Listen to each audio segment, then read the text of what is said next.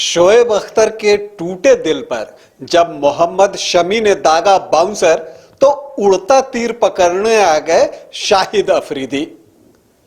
मोहम्मद शमी के इस बाउंसर पर पूरे पाकिस्तान में बवाल मचा है। नमस्कार, आप देख रहे हैं न्यूज बाइस्कोप और मैं हूं राकेश रंजन। T20 विश्व कप के फाइनल में इंग्लैंड से पाकिस्तान क्या पिटा, सोशल मीडिया पर वार शुरू हो गया और इसमें भारत और पाकिस्तान के दिग्गज भी शामिल हो गए हैं।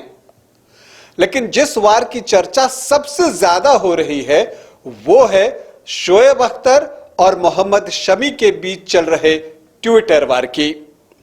हुआ क्या कि पाकिस्तान के हारने के बाद, फाइनल में इंग्लैंड से मैच गंवाने के बाद शोएब अख्तर ने नेचुरली एक ट्वीट किया और उस ट्वीट में एक टूटा दिल बनाया उन्होंने लाल कलर का।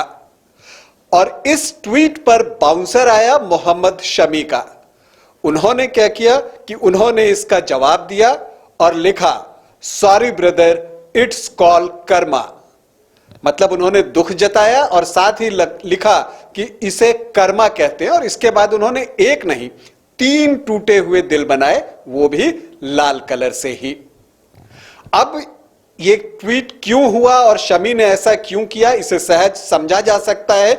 जब भारतीय टीम सेमीफाइनल में इंग्लैंड से हारी थी उस वक्त आपने देखा होगा कि जो पाकिस्तान के पूर्व खिलाड़ी हैं वो किस भद्दे अंदाज से भारतीय खिलाड़ियों और भारतीय टीम को ट्रोल कर रहे थे। खैर, शोएब अख्तर के पास इसका जवाब उन्हें देना था, तो भाई जवाब देने के लिए भी उन्होंने एक भारतीय के ट्वीट का ही सहारा लिया। और वो भारतीय कोई और नहीं, जाने माने क्रिकेट कमेंटेटर हर्षा भोगले हैं।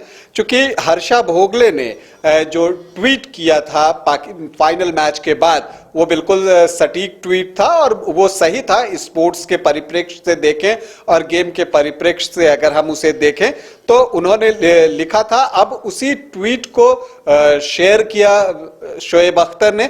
उन्होंने जो हर्षा ने ट्वीट लिखा था उसे बता दूं आपको कि हर्षा ने लिखा था, पाकिस्तान को क्रेडिट, कुछ ही टीमें होंगी जिन्होंने 137 रनों का टारगेट डिफेंड किया, बेस्ट बॉलिंग टीम। तो इसे आप एक क्रिकेटिंग और सेंसिबल ट्वीट कह सकते हैं, क्योंकि उन्होंने मैच के परिप्रेक्ष्य में ये बातें कही।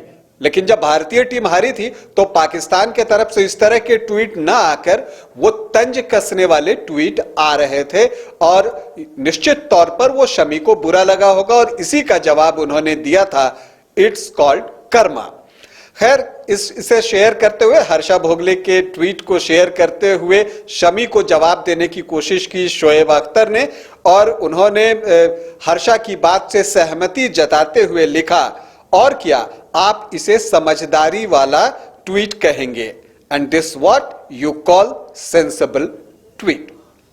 तो इसका मतलब यह हुआ कि मोहम्मद शमी का जो ट्वीट था वो बिल्कुल निशाने पर लगा था और वो शोएब अख्तर के दिल तक पहुंच चुका था और वहां आघात कर चुका था। इसीलिए वो सेंसिबल ट्वीट की बात करने लगे। बुरा लगा ना शोएब अख्तर? सबको बुरा लगता है। जब भारतीय टीम सेमीफाइनल में हारी थी और तब जब आप भद्दे तरीके से भारत के प्रदर्शन पर तंज कस रहे थे, क्या वो सेंसिबल था? क्या वो क्रिकेटिंग टर्म में था?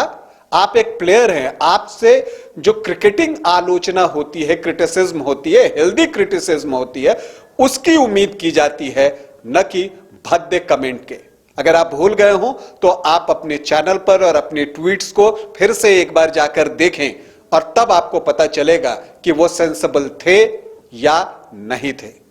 क्या आपके पूर्व खिलाड़ी सलीम मलिक दक्षिण अफ्रीका के खिलाफ जब भारत के प्रदर्शन पर टिप्पणी करते हुए कहते हैं कि वहां उन्हें फुल एफर्ट नहीं दिखा, क्या ये सेंसिबल बातें हैं जो सलीम मलिक ने कही? क्या वो अपने जैसा भारतीय खिलाड़ियों को समझते हैं? नहीं ना, तो वो भी सेंसिबल नहीं था। आपके पीएम ने फाइनल के पहले भारत की हार के बाद, जबकि 178 रन भारत ने बनाए थे और इंग्लैंड की टीम ने बिना विकेट खोए वो रन बना लिए थे, उसके बाद जो फाइनल के पहले ट्वीट किया था वो क्या था, ये आप ही बेहतर बता सकते हैं शोएब अख्तर। इसके अलावा शाहिद आफरीदी ने तो यहां तक कह दिया था कि बांग्लादेश के खिलाफ जो भारत का मुकाबला हुआ था और जब बारिश के बाद मैच शुरू हुआ और भारत वो मैच जीता, तब शाहिद अफरीदी ने अपने टीवी चैनल पर यहां तक कह दिया था कि ऐसा लगता है कि आईसीसी को जल्दी थी भारतीय टीम को सेमीफाइनल में पहुंचाने की। शोएब अख्तर, आपसे जानना चाहूंगा कि शाहिद अफरीदी ने जो कहा, क्या वो सेंसेबल था?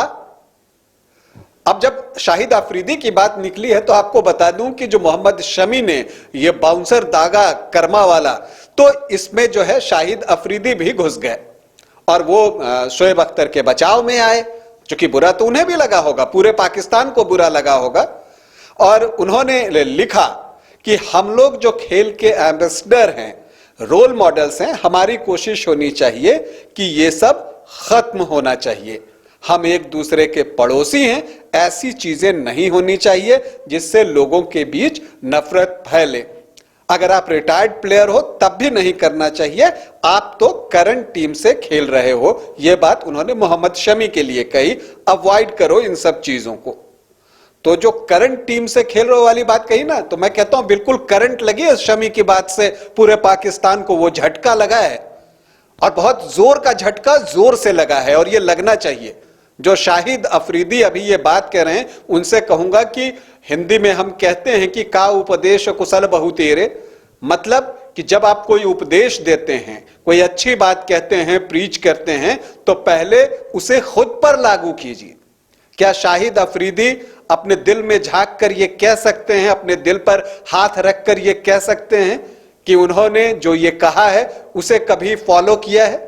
भारत के खिलाफ जहर उगलने के लिए शाहिद अफरीदी जाने जाते हैं और वो मोहम्मद शमी को उपदेश दे रहे हैं, प्रीच कर रहे हैं।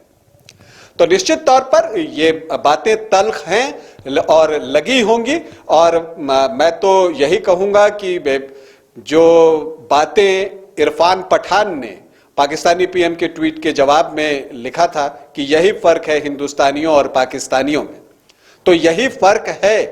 देखिए, आपने हर्षा भोगले का जो आपने ट्वीट देखा शोएब अख्तर जी, और जिसका सहारा आपको लेना पड़ा शमी को जवाब देने के लिए, वो भी एक इंडियन है और उनका जो ट्वीट है वो कितना सेंसेबल है। क्या आपने इस तरह का कोई ट्वीट किया? नहीं किया ना। आपने तो भारत के प्रदर्शन का मजाक उड़ाया और तंज कसते नजर आए, वो भी बिल्कुल भद्दे तरीके से।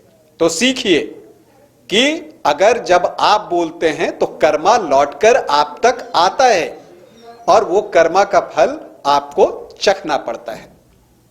खैर, ये बातें हो गई, अभी के लिए इतना ही। आपसे इजाजत चाहूंगा। नमस्कार।